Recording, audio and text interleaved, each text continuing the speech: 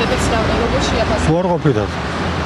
რამდენად სწორედ მოიქცა ის ბოლომდე მოუწოდებდა ხალხს დარჩენილიყვნენ მიტინგზე და პირველი გაიქცა მიტინგიდან? ამას ახსნა უნდა და არ უნდა ახსნა. რატო თქვენ არის ცეთა არის მე რაღაც მეკითხა. გამოიყვანო ხალხი და მიატოვო შუა ქუჩაში და თვითონ გაიქცე როგორია?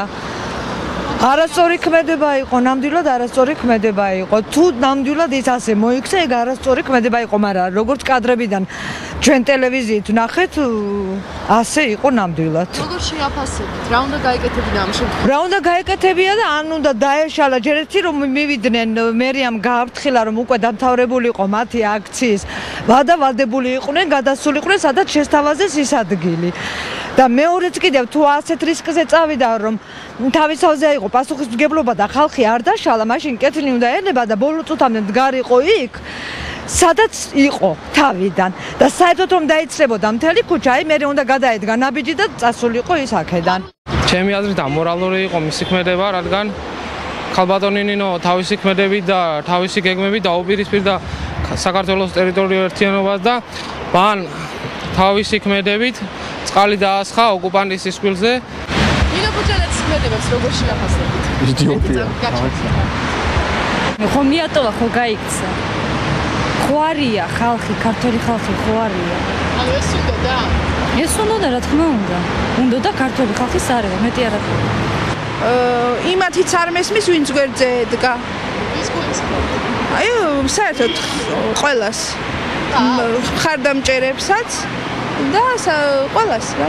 ვინც გვერდით ედგა, როგორ შეიძლება და მაგის იმედი ქონოდათ. აუცილებლად უნდა დარჩენილიყო თვითონ თავის ხალხთან ერთად.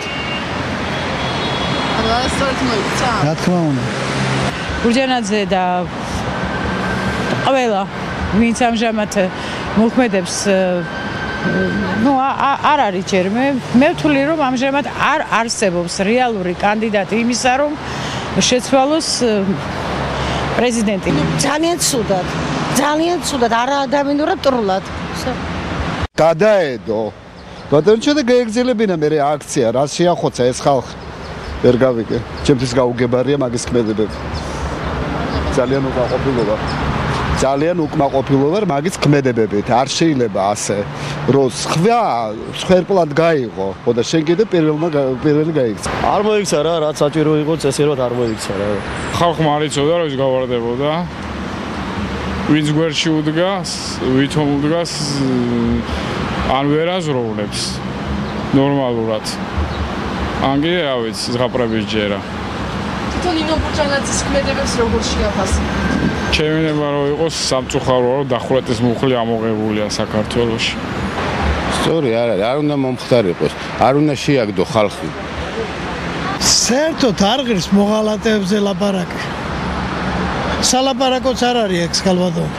ესე არ უნდა მოქცეულიყო როგორც მოიქცა.